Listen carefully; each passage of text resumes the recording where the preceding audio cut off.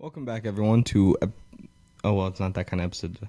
Welcome back to the Popcorn Podcast. I am Tommy Cresta, and as you see, it's just me today. I stole Ryan's chair, I'm now learning very comfortable. And kind of squeaky, but hopefully it doesn't pick up as much. So today I just want to do a little episode that I'm going to eventually talk about Letterboxd and what I've been watching recently. But first, I want to start off, and we get a lot of questions about making the podcast, the short film, and I thought I would just dive into that while it's just me here by myself. Not that Ryan can't talk about this, but it's just something. The short film came from a very personal moment in my life, and so did the podcast. So when they were created, I thought maybe I'd just talk about it because I know people. I've got to talk to some amazing people on Instagram. Thank you to all those who reached out and wanted to talk. And people asked me to give my point of view on all this and just talk about the podcast and everything else that made the short film, what made me do the podcast, what made us make this short film, and what brought up this topic subject. So, starting off with the podcast, I have always really liked movies, and it was never something I ever thought about working in or making a podcast or anything like that. But eventually, I knew baseball wasn't really an option anymore, and I wanted to do something a little different with my life because I felt like life was getting a little stale for me. I wasn't doing much, so I was like, well, I don't want to go to school yet, and I know I can't play baseball at a higher level than what I play at. And I was like, you know what, I'm going to enlist in the Army. I did that on my 18th birthday. Graduated high school. Had a nice little summer before I left. And then I went to basic training. Got through that. Very, very tough. And, I came home. And right away, I knew that I missed the Army already. And I kind of wish I went active duty full-time instead of doing National Guard. But eventually, as we see now, I'm very happy with my decision. But something always just felt a little bit off. I felt like I was still missing something. I think it was like missing out on baseball, being a little bit behind in school, not really being at the point in my life where I wanted to be. And I remember we were doing our annual training event in Fort Drum, it's in New York. I don't know if I'm supposed to say that, but we'll go with it anyway. And I was laying in the woods on a night operation. And I was like, you know what? I want to make a podcast, and I want to talk about movies because I love movies, and I like talking about it with my friends. So I was like, you know what? Let's do it. So I came home, I picked a name that was horrible. We're not going to talk about that. And then my dad actually came up with the Popcorn Podcast, and I was like, that's a cool name. Got a design for the podcast. It was a nice little slate with the popcorn coming out of it. For anyone who remembers that, you've been listening for a very long time. And I eventually recorded an episode with Ryan, and it was episode number 1 we did in South Carolina. It is god-awful. And, so that's how the podcast ever came about, and eventually I was doing an episode here and there. I wasn't really loving it because I was more stressed about it than anything. I wasn't having fun doing the show. And I told my mom, I was like, I don't think I'm gonna go through with this. I think I'm just gonna stop. And my mom told me, she's like, don't give up, just keep doing it. She's like, she was saying, she'd be my mom. She was like, you're good at it, keep going. So eventually I did, and eventually I got to have Charlie Cope on, a folklore singer, and I got to rank Adam Sandler movies with him. And I was like, okay, that was fun. Then I got Nate Lipp and Jake Bradbury on, who were 2 Emmy-nominated directors and producers. I was like, okay, this is starting to go somewhere. I did that Spider-Man review with Matt, who you guys seen a couple times now. And that episode blew up. And eventually I was like, okay, I want to do this. I actually want to try and make this show as good as possible. So I kept having guests on here and there, different people. And eventually Ryan, I think, did 4 episodes in a row with me. And I was like, okay. I'm going to ask Ryan to just be my co-host.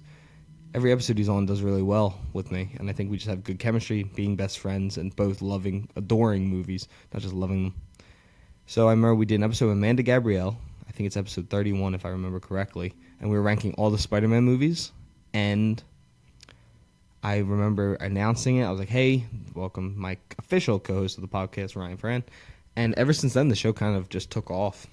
I feel like once me and Ryan kind of found, like, the show was always good, I think, but me and Ryan, I think by episode 50, we're like, okay, we started finding like a rhythm. We got to episode 75, and episodes started a lot better, a lot better.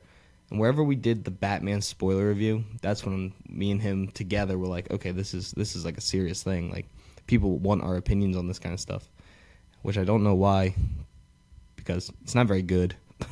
But yeah, so doing the podcast has always been a thing that I've loved doing, and it was stressful for a while, just because I didn't know, and I wanted to be successful right away.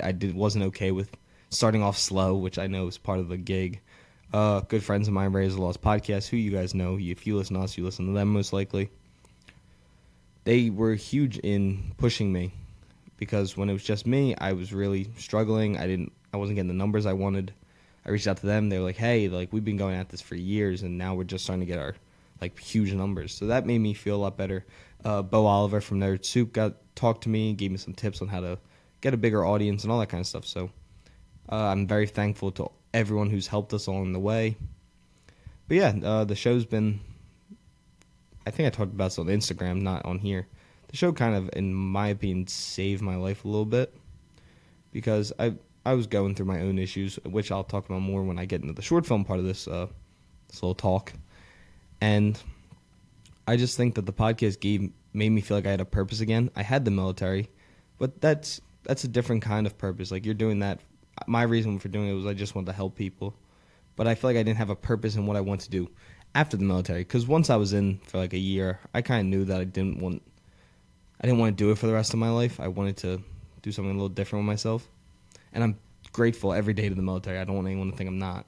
They've given me every opportunity. They've given me free school and all that stuff. I wouldn't be able to do most of the stuff I do in my life without them. But I knew I wanted to change something up, so I did the podcast, and now since doing the podcast now, I've gotten to talk with all these amazing people all over the internet from across the country, and I've gotten to make a short film. I got to travel, all this stuff. I've gotten to meet fans of ours, which is all just amazing. And the opportunities it's given me and Ryan, I think, mean more than I don't know how to word it. We're just grateful for everyone who listens to us, shares the show, talks about us, is fans of ours, fans, quote unquote, just friends of ours, because you're all friends to us. We love seeing every single one of you. Anytime you guys come up to us, it's amazing that we get to talk to so many people. And the fact that you guys want to listen to us, and you guys listening to us, has given us the opportunity to not just do the show consistently and gives us a reason to do it, but it makes us happy, and it helps us with our own mental health and all that kind of stuff. I also want to give credit to Ryan's dad, who he made the show better without him even understanding. I think that he made the show better by letting us work it out of giving us an office space to work out of. We moved out of my basement, which was where we were doing it. We have soundproofing now. We have a whole office. There's a poster actually of us up there, which is cool. And I just love working here. I get so excited every time I come do the show, and you guys make that possible for us. So yeah, I know I'm going on a little bit of this is a weird episode, but this is something I knew that people wanted me to talk about. So yeah, that's where the podcast really came from. It was just a lot of me wanting to try something different, and knowing I loved movies. And that comes from my parents, who, from the time I was, probably born, we had a VHS player in my room, and I had 3 laundry baskets of just VHS tapes that I would watch a different one every Friday. Different one. It was probably Return of the Jedi twice a month, and then something else for the other 2. And Batman and Robin. I really liked that movie when I was little. Now it's not very good. But yeah, that's probably where the movies love came from. Watching Amazing Spider-Man, as I've talked about, made me fall in love with how movies were made. Just everything. So I got to thank my parents, Mr. and Mrs. Ferran, Ryan, every single person who's ever helped me with the show. They've made this an amazing experience for me, and for Ryan. It's given us such an amazing 2 years now of our lives that, yeah, I don't think we ever would have made the short film, which I'll talk about next, without you guys' support for it and the love that you guys gave to us and everyone else who donated to us. So yeah, that's the part about the podcast, and then I'll talk about the short film now, and then we'll get into the letterbox review. I know this is a wacky episode, but I thought it would be something nice to do for once, a little change of pace to the basic me and Ryan talk about a movie for 45 minutes to an hour or a TV show. So I thought maybe try something a little different because I've been pushing off doing this episode for what feels like a year now, and I knew that people wanted to hear it, and so yeah, I'm going to talk about now the short film, which we still don't have a title on. Our working title is called The Effect, and right away when I titled it that, Ryan's like, nope, he's like, that's not the name of our movie, which is fair enough. But our story is about a character named Brady, and it is a day in his. It's a 28-hour period of his life. He is dealing with severe depression, and he is struggling with an eating disorder. He's suffering from binge eating. For those who don't know, binge eating is the overconsumption of food. Yeah, and he's not eating and then throwing up. He's just eating. There's no. Oh my God, I can't remember the word. Damn it. He's not purging. God, I should know that. So, I wrote the outline for this movie about a year and almost two years ago now, I think. I had suffered from. I still struggle with my own eating disorder of binge eating. Watching the show, I don't know if you guys can tell. You can watch me gain weight and I'll lose weight throughout the show. Because episode 1, I was probably right around where I'm at now, probably like 10 pounds heavier than I am now. And then progressively I went up to 330 pounds, and now I'm back down, and I'm at 251.6 now, I think I'm at. And yeah, so I had a really bad struggle with it. It was something that was controlling every decision I ever made in my life, to the point where I literally couldn't do anything without thinking about what I was going to eat. And it sucked. I mean, it still sucks because I've gotten a lot better with it. I went and got help with everything, and I'm okay with talking about this now. And I know people around me are like, why are you telling all these people on the internet what your struggles are? And I think it's because everyone has their own struggles, and I know eating disorder is a big thing in the country, in the world, not just the U.S. But male eating disorder isn't talked about as much as I think it needs to be, which was a key factor in why I wanted to make the movie.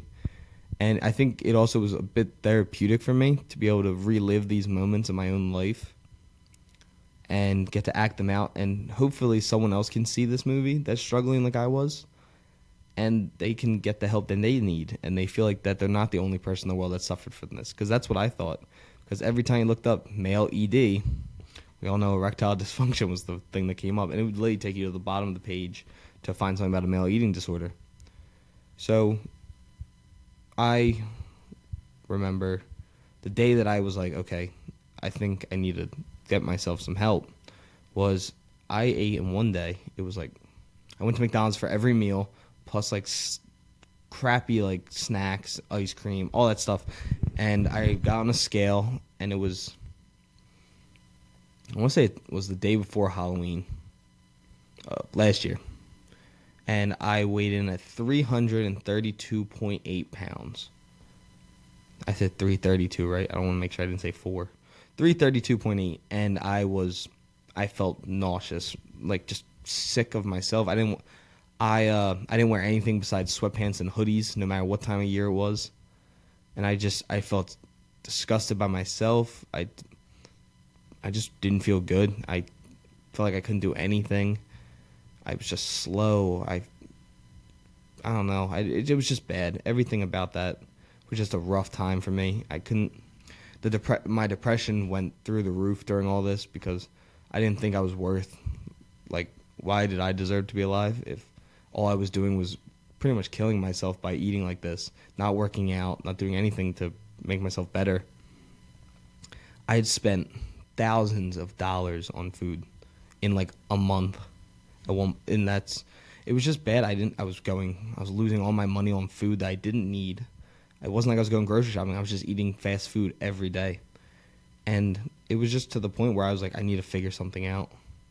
And I remember telling Ryan and Matt privately, each of them, and I told all my friends that what I've been going through, because I thought that I don't need to keep this stuff in anymore. I need to be able to be vocal about this stuff, because I've probably been suffering from depression. Now I'm very happy now. Probably for like 7 years now.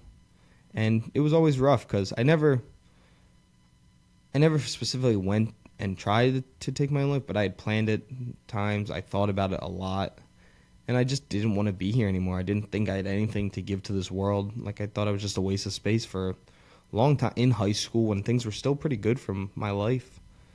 And yeah, it sucked, but I'm better now. I'm here. I have a podcast that I love doing, and I think you can, me at least, looking through certain episodes of the podcast, I can tell when things were worse and when things were better. I seem a lot less happy. I'm smiling less. I feel like I don't look as good, of course. And yeah, so now I just went on a whole tangent. I want to talk about the short film. So I wrote the screenplay, not the screenplay, because Ryan helped me with the screenplay. I wrote the storyboard for the movie when I was actually in a clinic for eating disorder. And the therapist I was seeing at the time through the clinic was like, you should write about it. Like, you love writing. And I do. I love writing summaries, anything. I just like writing. And she was like, you should write about it. So I did, and I kind of made like a story about it. And instead of Brady, who the main character is, it was my name. It was Tommy. And I remember showing her, and she's like, this is great. And I just never did anything about it. I just wrote it, and I really liked it. And I remember showing it to teachers of mine. I showed my dad, I think. I didn't show my mom yet. But yeah, then I got out of the clinic. I moved to a virtual version, and I was in there for a couple weeks. So I think all in total, it was probably like 3.5 months I was doing partial inpatient, and then I did virtual. And yeah, so I did that, and that was around when the Phillies won the World Series last year. So it's been probably a year now. And yeah, I eventually told my friends. I became a little more vocal about it. I showed Ryan the outline. I was like, hey, I would love to make this into a movie, maybe. And Ryan's like, okay, let's do it. And I sent him I was going through a rough week or something. And this was probably 8 months ago now. 7 months ago. And I sent him a really long message. It was like 2 a.m. I was like, dude, I don't want to do anything else besides make movies. Like, it was like a moment. And I think in a couple years now, when we do work on a feature film in LA, hopefully Georgia, a major studio movie, I think we'll look back on that conversation as like a turning point for the both of us, where we both talked about wanting to make movies for the rest of our lives, and that's what we want to work on. But this was like a moment where I was like, this is what I want to do. I was like, if you don't want to, I was like, I just need to know. And he agreed. He's like, this is what he wants to do as well. So we decided we're going to write this. So we spent a couple months writing it. We finished the script. We sent it in. Our production team that we're working with, Green Terror Productions, love you guys. This is nothing against you guys. They were like, this is not good. And they gave me like 100 points to fix. We went back. We reworked it. That it was no longer an eating disorder movie. It was now just a depression movie. I was then like, no, I don't want that. I want to make an eating disorder movie because that's what needs to be talked about. Reworked it back into an eating disorder movie. Submitted it. They said it was drastic improvements. And then we got into casting. We had over 250 submissions for Brady and over 300 submissions for Abby/Matt, which is one of my best friends, Ryan and Matt. And Abby is Matt's girlfriend, so that's why the character's name is Abby. And I remember we were casting for months and months and months, and we were just trying to find someone. And eventually we got Bobby, who's our actress, who plays Abby, and she gives an amazing performance. I'm very excited for everyone to see her perform this, because I think it's really, really good. I think she anchors this whole short film. And eventually Ryan came to me, because every guy, this is nothing against you guys that did audition for the movie, every single one of them had like a six-pack. And I was like, this does not work. Because if it's about a guy with an eating disorder who's gained a ton of weight and all this stuff, a guy with a six-pack doesn't fit the role. And we don't have the budget for a fat suit or anything like that. And a lot of them did give really good performances in the auditions. And eventually Ryan was just brought up to the idea that I should do it. And I'd always wanted to act, but at the same time, I didn't. I thought this was maybe a little too close to home for me to. My first ever thing doing acting was going to be my own life. But Ryan kind of twisted my arm, which I think was a good thing because I think it let me more therapeutically go through the movie and my life and just kind of accept what happened. It's in the past, and I can accept that now. And yeah, so we eventually moved into pre-production, where we started working with Ted, our director of photography, Doug, our producer, Tariq, our sound mixer, and all that stuff. And we got closer, and we were fixing up some scenes, changing some things up. And I remember the day before filming, I was just stressed out. And Ryan, who's calm, cool, and collected, very great guy to have in a stressful moment, especially me, who my brain moves at 1,000,000 miles per hour. He just told me it's gonna be good. He said He's like it's our first movie. He's like, don't stress this. He's like, things are gonna be okay. He's like, don't worry about it. And yeah, I think that was what I needed. We went and shot the movie. It was 2 12-hour days, and I think the movie is now about 10 minutes. I get the final cut today or tomorrow. So far, the family and friends I've got to see it, and trust me, my family's told me when things are bad that I've worked on. They liked it so far. A lot of people have cried, which I think it's sad because I don't want them to be sad. But at the same time, that means we got the point across that we're trying to make. And yeah, I think you guys will enjoy it. I think it is true to what an eating disorder is, and it's the real conversations I had with Matt. And I want people to understand that every scene is real. From the opening scene to the end is a true story. I mean, almost verbatim to what actually happened.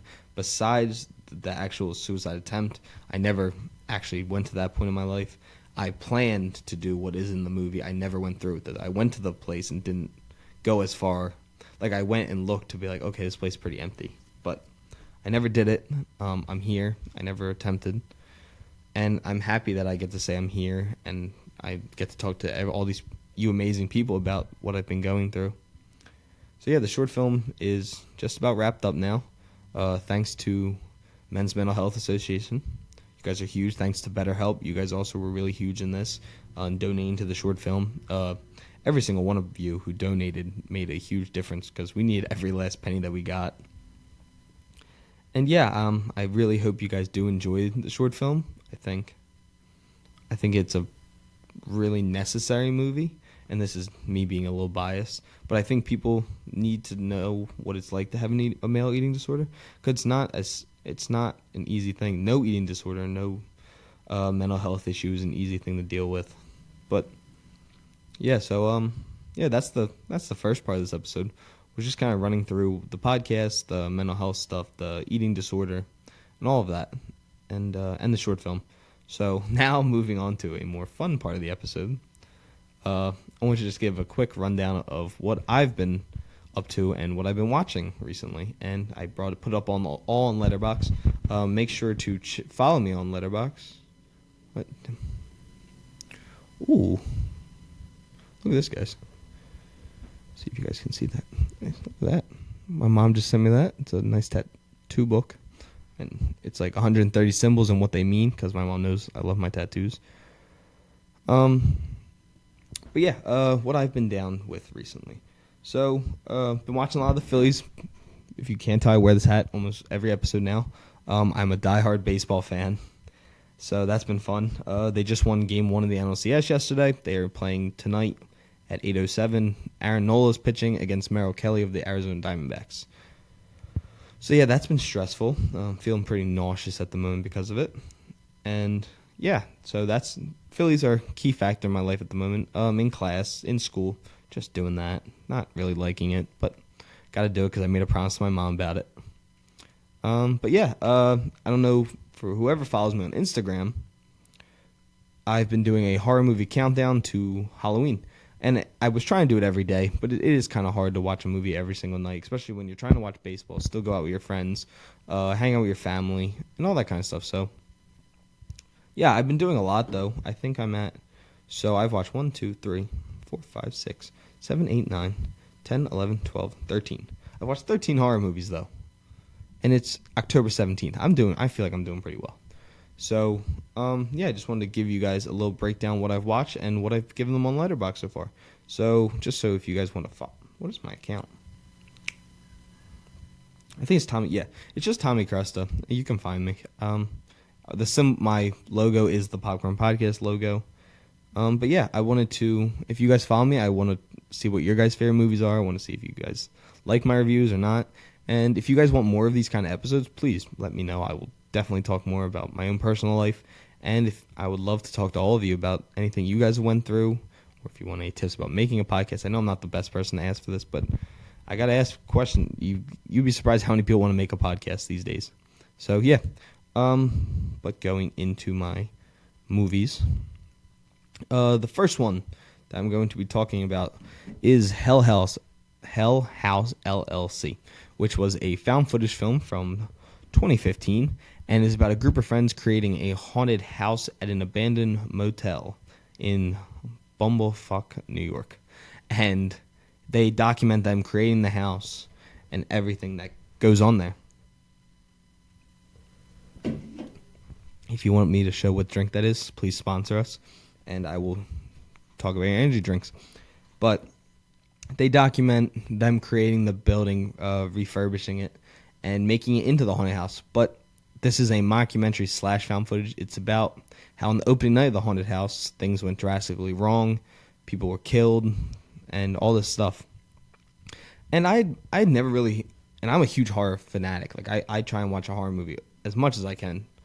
I never heard of this one.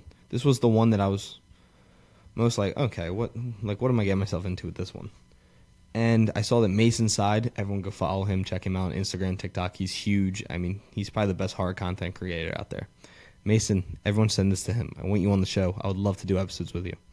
But I was kind of like, okay, found footage. I was never a big found footage guy leading up to doing these episodes I did. So yeah, I watched the movie. I watched it by myself at like 11 o'clock at night. Bad idea. And it's in my top 5 scariest movies I've ever watched. I mean, I truly think this movie is heart-pounding. It's scary. It's thrilling. It's just a good horror movie. And I think it's not a bad movie either. I think I have it at 3.5 stars right now out of 5, which is a pretty high score for a horror film in my opinion. But everyone knows my fear of clowns. There's a clown in this movie. And I'm telling you, it's one of the scariest characters I've ever seen. I'm being dead honest with you. It's scary. But yeah, it was a really good horror movie. I'll read my review. This is the first entry in my horror countdown. Hell House LLC is one of the best found footage horror movies since The Blair Witch. It has some terrific scares and a really well done twist. And the next film on my list, which I'm going to say on here and for the podcast, the next one I watched was Deborah Logan, The Taking of Deborah Logan. This is a mockumentary as well / found footage. It's a student doing their last assessment. I kind of forget, and they decide to study this woman who's suffering from Alzheimer's, Deborah Logan, and you kind of just see the first half of the movie is just sad. It's not scary. It's just sad watching this woman, her motor skills deteriorate and all that stuff. It's just a sad movie, but eventually it does what most horror movies do that go against what I believe horror should be, and they go for the fences, and it doesn't work for me. I have this currently at 2 stars. I did not like this one as much. I thought that it could have been a lot scary because I think the design for Deborah later on, as her hair falls out a little bit more and all that stuff, she looks just scary, and I think you could have just had her kind of use the cameras around the house and show her kind of walking around, pacing rooms and all that kind of stuff. So I wish it was better. I watched this, and I think it could also be I watched this one with friends. Maybe it just didn't scare me as much. But there's one shot in this movie that has stuck with me. And if you've seen the movie, you know exactly what shot I'm talking about. But yeah, didn't love it. It's not horrible, but it's definitely on the lower tier of horror movies I've seen recently. I said on Letterboxd I was very disappointed with The Taking Deborah Logan. The film had a lot of potential. However, most of the scares didn't work for me, and the story got too big scale. And I said, let me know what you guys thought about this one. So yeah, if you guys don't like my reviews of these movies, please let me know why. If you do like them, I would love to hear your opinion. So yeah, I would love to just hear what you all think about these movies I'm talking about. The next one is the newest. I don't want to say that yet. It's the second newest movie. Third newest. third newest movie on this list.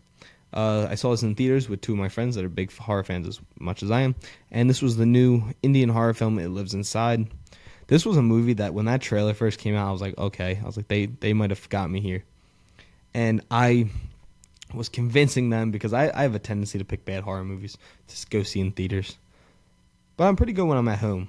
It's in theaters. I get them wrong a lot. So I finally convinced them all to go with me. And this movie started off really well. Like the opening is great. And then it kind of hits like a dull point for a little bit. Then it picks up and you're like back to loving it. And then, like every other horror movie, they show the monster when you don't. I feel like if you don't have the budget to make a cool monster, don't show the monster, because I think it's just as scary not seeing it as it is seeing it. And the design for the monster was just bad. I mean, they went practical, so I gave them a little credit for that. But all in all, it just looked goofy. It kind of looked like something I would make with like clay, and it wasn't claymation, but it looked like I'd make like a bodysuit out of clay. It was just poor. But the main girl was a really good actress. The movie had some really creepy sequences. But all in all, the movie just missed for me. I think this is the lowest rated movie on the list so far. I gave it a 1.5 stars. I said this horror film had a ton of potential, but never seems to reach it, and the design for monster was atrocious. Okay, so I'm pretty similar. Oh my god, I hit the Fox Sports app. So yeah, pretty close to what I said. Okay, on to the. Let me answer my mom. That's awesome. Sorry about that. The next movie on this list is one of my favorites so far from the countdown, and this was Paranormal Activity 3. There's a big thing with me. I don't get why horror movies have to have sequels, but I saw Paranormal Activity 1 when I was 11 years old. Scared the living shit out of me. But I never watched any of the other ones because I was like, there's no way they're good. I'm not going to watch them. But then I saw a lot of positive reviews for 2 and 3 as for horror movie sequels. I was like, okay. So I decided to watch 3 again. I put it on at midnight by myself. Probably scared me a little bit. I literally walked to my room yelling to Toby, the ghost from the film, not to come out and hurt me.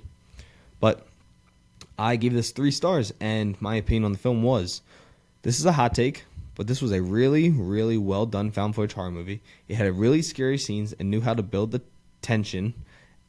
Have really good payoffs. Very excited to continue the countdown. This film was scary. It was tense. It didn't go too big scale, and the ending was a great twist that I had no idea was going to happen. So I was a big fan. And we'll get to the second one. I did watch the second one on this countdown, but I started with 3 because I saw that 3 is a prequel to 1. 3 is a prequel to 2. 2 is a prequel to 1. So I was like, I'm just going to rewatch them in reverse order now because I haven't seen the first one in a long time. But yeah, Paranormal Activity 3. Good job.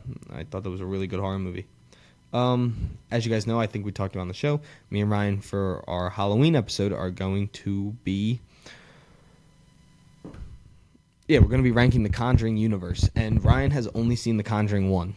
So, and we're going to rewatch it because he watched it, and that's where Ryan's fear of horror movies kind of stemmed from.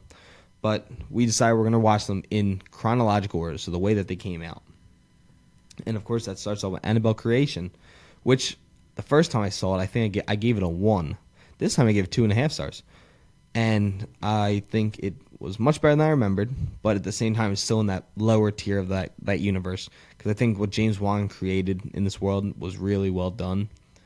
But it's not as good as I remember the universe being. So stay tuned for when we do that episode, because I think I'm going to have a lot of different opinions than I had before.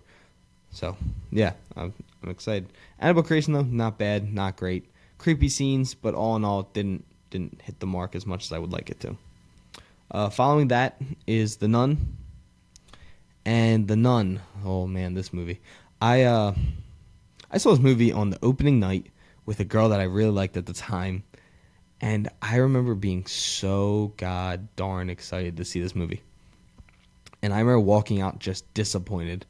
Because Valak, the character of Valak, the nun lady, for those who haven't watched any of those movies, you've probably seen her, the creepy nun. I think she is so scary when she's just standing there.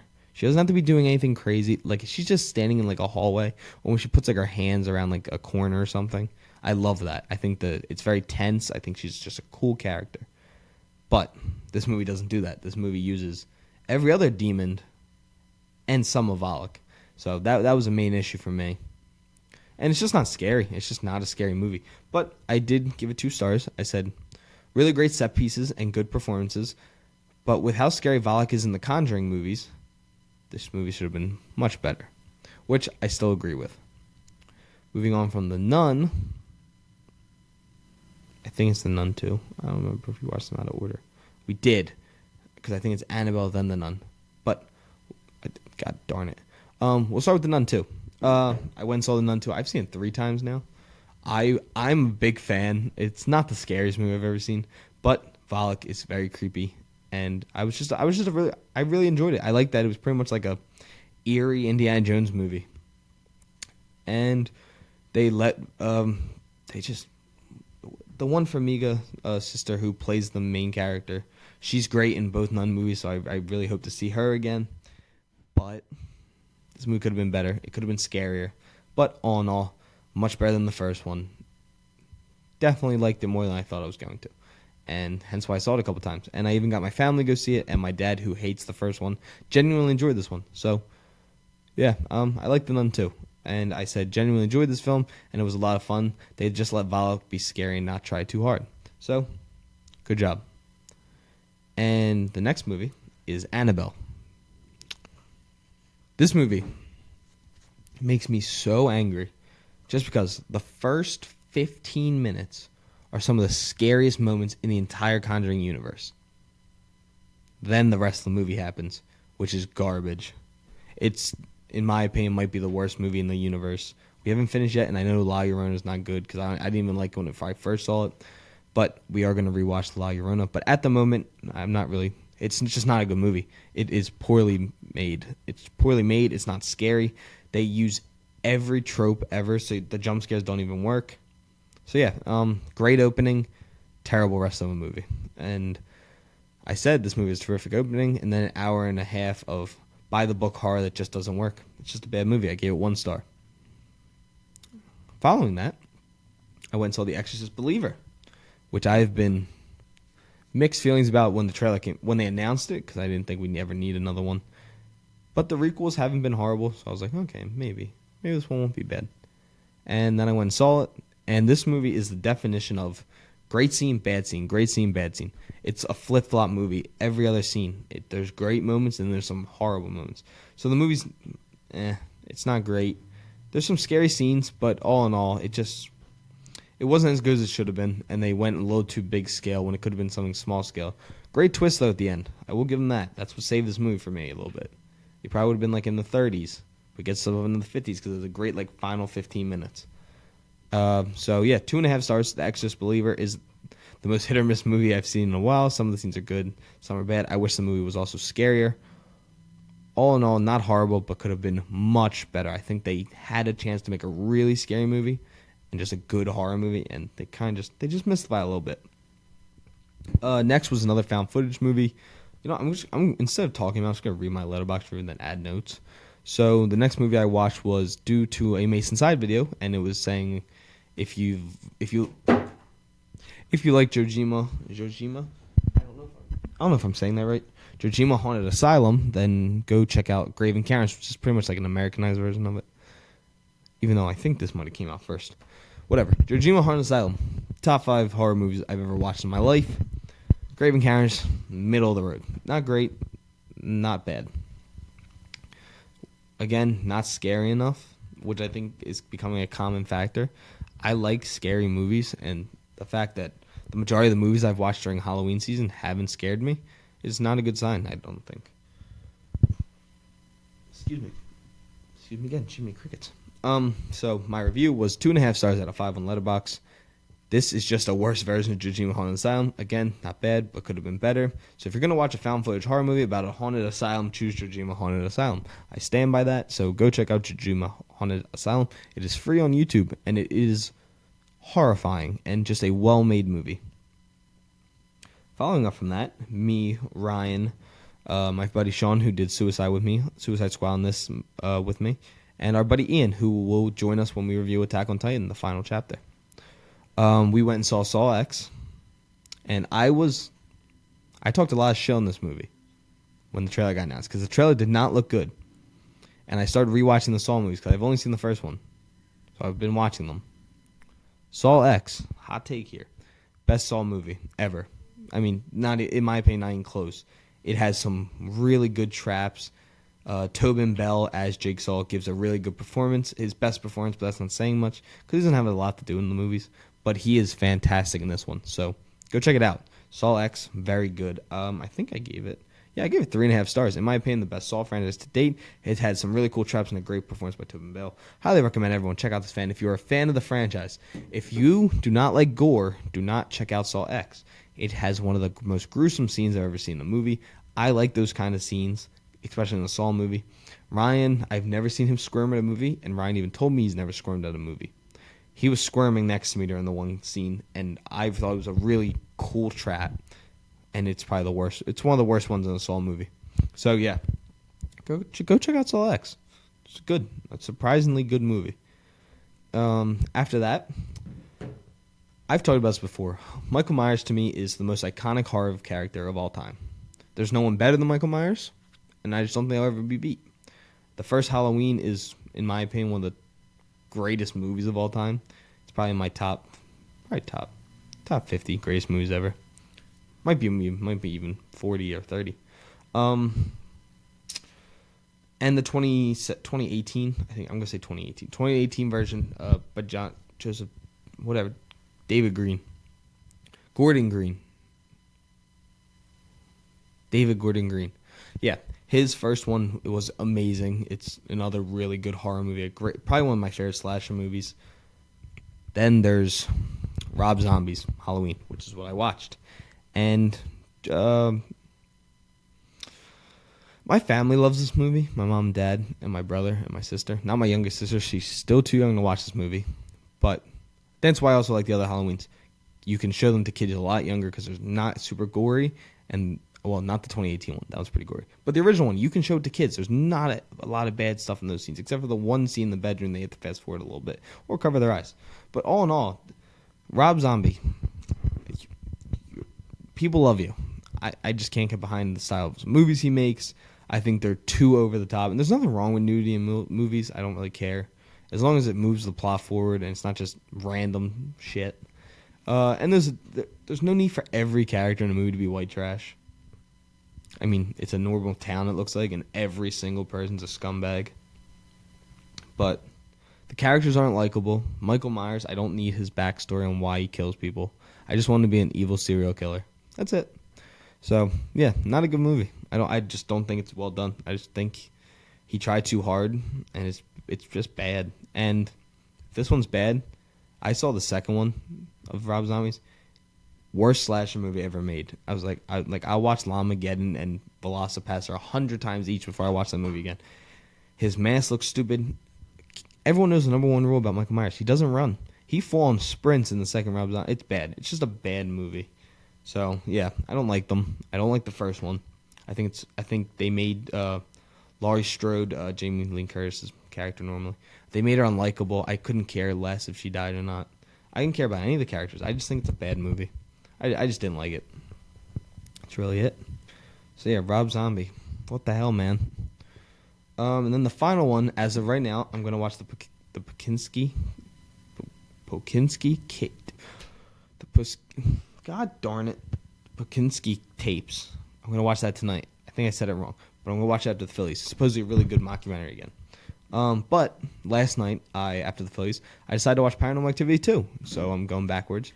And I'm trying to only watch a couple more found footage because for the rest of Halloween, I do want to watch some slashers, some home invasion, some paranormal. Yeah, I know this is paranormal, but it's found footage paranormal. I want like normal paranormal. Paranormal Activity 2. I'm just going to read my Letterboxd review. So I give it a 2 out of 5. Not horrible, not great. Out of the 3 main films, to my opinion, this is by far the weakest. I was very disappointed with how boring the film was because it was definitely very slow, and I get like they were trying to build it up like they do in all the movies, but the other ones keep you enticed the entire movie. This did not.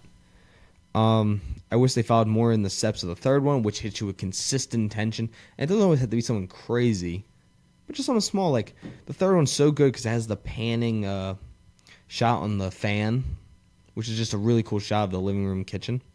I don't know why I kept doing this the whole time. But yeah, I think it's just a well-made movie, the third one. And the first one's iconic. So, I wish the second one was scary. I wish it was a little less boring. But if you like Paranormal Activity, I think you will enjoy this movie. It's not horrible. I should probably raise the score, or I should lower Halloween's. One of the two. It's hard on Letterboxd out of 5 stars. But yeah, those are the movies I've been watching recently. Oh, I'll add one more because we didn't get to review it because Ryan hadn't seen it yet. Because Ryan couldn't come to the stream with me, the early screening of it a month ago. And that was The Creator, which I know came out a while ago now, and I know a lot of you don't care. But I give 4 stars out of 5. I said Gareth Edwards had no right to make this movie as emotional as he did. What the hell is wrong with you? And lastly, thanks to the creator for the early screening for this amazing film. I brought my buddy Michael with me, and he really loved it. I like sci-fi. I think sci-fi is a great genre. Probably right below horror in my opinion.